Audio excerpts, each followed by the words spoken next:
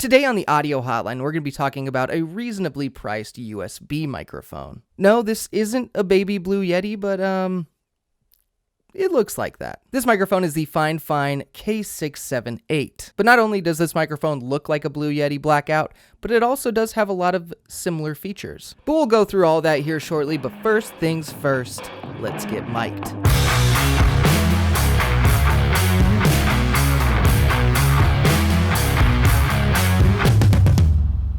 Welcome all audio nerds to the audio hotline, and as I said before, we have the FiFine K678 in the studio. As I said before, this is a USB microphone, and it is a cardioid condenser microphone. Since it does look like a blue Yeti, maybe in a little bit I'll test it against a blue Yeti. What do you think? Maybe? Maybe. Today I'll take you through the basics, I'll take you through all the features, we'll test the absolute shit out of it. And I will also give you my opinion of this microphone at the end. Right now I'm in my new studio and it's still bare bones. I still want to get some things up on the wall and everything, so don't judge it too harshly, okay? It's getting there, man. Right now you can purchase the FiFine K678 on Amazon for about $80. Another important thing to mention is that I'm using a 2019 MacBook Pro to record this in Logic Pro X. I have the gain on the computer set at about 10 to 15%. Then I have the gain on the microphone set at about 30%.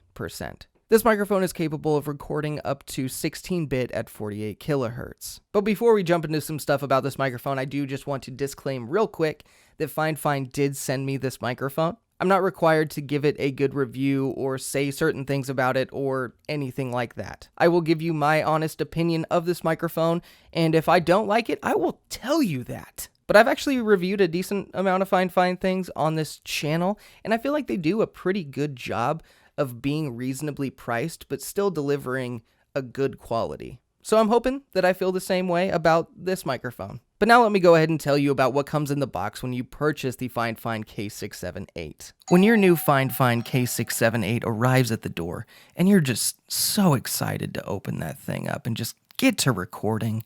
So you grab that box, you sprint into your recording space, you open it with the biggest knife you possibly can find because why not? And you open that cardboard box to find a beautiful FiFine package. Your eyes light up like a sea of knockoff diamonds. Then you grab that FiFine box and open it. You're filled with joy when you see molded foam on the inside. You grab the microphone and you see that there is a desktop stand attached. But then you realize all the clicks from the keyboard and all the desk noise that would get into that microphone. So you order a microphone stand, or scissor arm, immediately on Amazon. Good choice.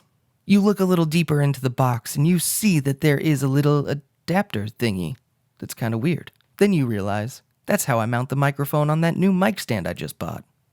Cool. There seems to be one more thing in the box. It's a little black box. Ooh. You open it to find a very nicely lengthed USB cord. You're overjoyed by the packaging and the quality of these products that FiFine sent you. Yeah, that was a little different. That's not what we usually do here.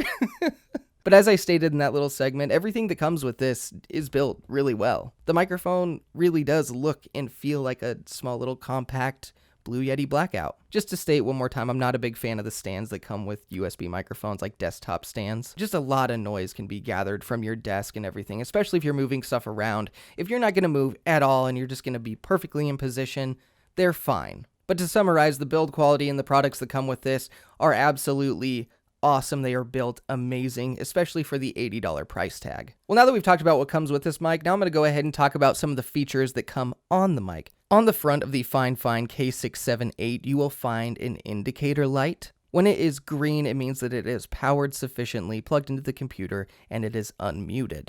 When the light is red, it means that it is muted. And speaking of muting this microphone, there is a mute button on the front of this microphone just directly under the indicator light.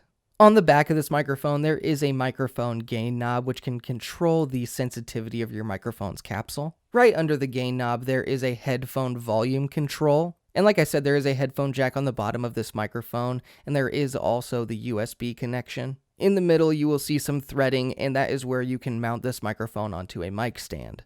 It's actually really interesting. The threading size under here is a 1/4-20, which is the usual size for like a tripod. Usually microphones have like a 3/8 or 5/8 inch thread, But that's why they included the little adapters so you can adjust to those other sizes. Now you may notice that I said earlier this has some features of the Blue Yeti, and honestly, when it comes to the features on the microphone, this is so similar to the Blue Yeti. But the biggest thing that you may have noticed is that this doesn't have multiple polar patterns. This is very simply a cardioid microphone. But honestly, most people that get the Blue Yeti just leave it on the cardioid mode. There are some people that want to record instruments with different polar patterns, and also there are some people that just stick the Blue Yeti in the middle of a desk and they record a podcast with multiple people like that. Personally, I use cardioid 99% of the time, so it doesn't really bug me. Don't get me wrong though, the multiple polar patterns is very appealing to a lot of people. Now that we've talked about the features that come on the microphone, now let's go ahead and talk about the features that come in the microphone. Let's go ahead and nerd out with some specs. The FiFine K678 is a USB condenser microphone with a unidirectional, also known as cardioid, polar pattern. This microphone has a frequency response of 40 Hz to 20 kHz, a sensitivity of -45 plus or minus 3 decibels at 1 kHz. This mic has an equivalent noise level of 66 dBA, a dynamic range of 88 decibels, a signal-to-noise ratio of 85 decibels, and a max SPL of 130 decibels.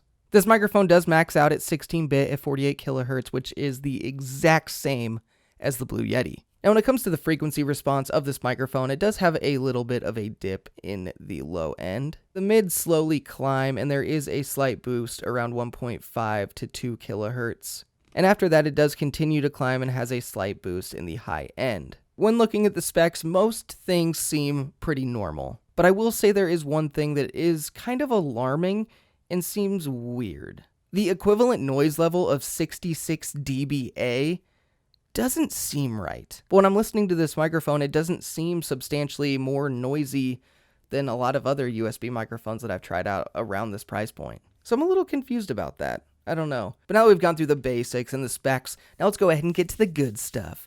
Now let's go ahead and test this microphone out. As you can see right now, I have been using a pop filter. This is the Stedman ProScreen 101. During testing, I'll use this for some of them and then not for others, just so you can hear this microphone in every possible way. Now let's go ahead and start with a proximity effect test. If you get really close to this Blue Yeti looking baby, here is how it sounds. And if you get right up to this Blue Yeti baby, here is how it sounds with a pop filter. Quick warning, we're going to do some plosives. This could be loud. Peter Piper picked a patch of pickled peanutses. Peter Piper picked a patch of pickled peanutses. Peter Piper picked a patch of pickled peanutses. Peter Piper picked a patch of Pen 15s. Now if you're going to type on a super clicky keyboard real hard, maybe it has some MX Cherry Blues in it like this little bad boy does, you know. But here's how it's going to sound, and here's how it's going to reject the noise. Now we're going to go a little bit deeper into the polar pattern with a white noise test.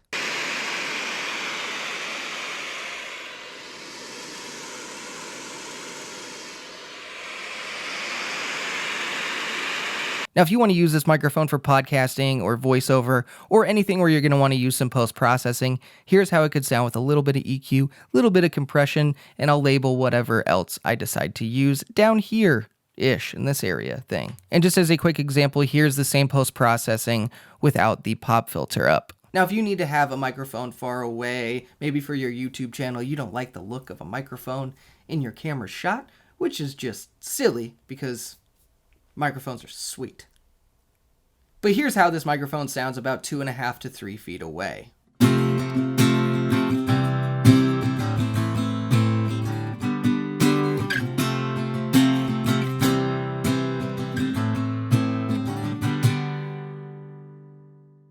I'm going to go ahead and edit the part of the video that was before this so I can listen to this microphone a lot and then come back and give you my opinion after I've finished that. After I edited that first part, I realized just how badly I wanted to hear the Blue Yeti versus the K678.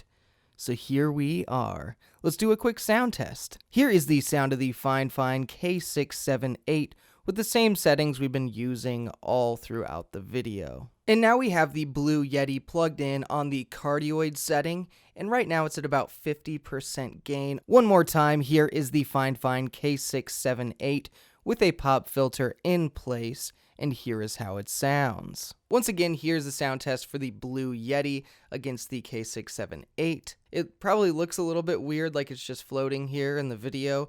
I actually have it mounted up on like an iPad stand. It's a weird setup. I was just a little bit lazy to get another mic stand. Was it lazy or genius? It was lazy. And now here is the FiFine K678 without a pop filter, and here is how it sounds when I just push a couple P's into it, and when I get up real close to it. And right now here is the sound of the Blue Yeti without a pop filter on, and I'll just push a couple P's into it, and I'll get up real close to it. Now that I've listened back to this video, and I've listened to the comparison between this and the Blue Yeti, I feel a lot more comfortable giving you my opinion about this microphone. I understand that a lot of USB microphones max out at 16-bit at 48 kilohertz, which is totally fine. But I would have loved it if they just did a quick backhanded boot slap to the Blue Yeti and they were like, you know what? Ours is smaller than yours, and we don't use all those dumb polar patterns, and 24-bit at 192 kilohertz.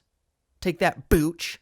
That would have been awesome. I would have even taken just 24-bit at 48 kilohertz, just as a little slap, a little tap in the face to Blue, be like, hey, wake up, you sleeping giant, we're about to take this shit over. That would have been a pretty sweet move. Instead, FiFine just matched the look of the Blue Yeti and literally all of its specifications and features and stuff, and just didn't do the polar patterns. But just because it has similarities to the Blue Yeti doesn't mean it's bad. This microphone goes for $80. The Blue Yeti goes for $130. So we're talking a $50 discount. Taking $50 off the Blue Yeti, it's understandable that you wouldn't get those polar patterns. If you were like, okay, if one feature has to go and we can drop the price on this, we can make it more compact, $50 for that feature being gone, completely reasonable. That is a hell yeah on that, sister. I will take $50 off in a smaller microphone over the polar pattern feature and more money. Now, if you're absolutely in love with the idea of multiple polar patterns, then that kind of sucks for you, and that's more of a con. But we're all different. We all have different needs, man. One thing I will say is that if you like the sound of the Blue Yeti, you'll probably like the sound of this because they actually do sound relatively similar. I personally don't think the sound on this or the Blue Yeti is like amazing, but it's absolutely passable, and with a little bit of work, it can sound very good. Another pro is definitely the build quality. This thing is built amazing. The accessories that come with it are very nice. I have no complaints about that whatsoever. When it comes to plosives in this microphone, I will say that you should get some protection. A pop filter of some sort would be nice. You don't have to get the Stedman Pro Screen 101, but just a less expensive one would be great. I'll link one down below. So overall, I do like this microphone, and I will say that I can recommend it. I like the size and the build of this microphone, its recording quality capabilities are good enough, its sound is good enough, and its price is very good, and just overall value is great. So the grade that I give the FiFine K678 is an A-. If you didn't know this for sure, I actually gave the Blue Yeti a B+. So, the cat's out of the bag. I recommend this over the Blue Yeti. It's official.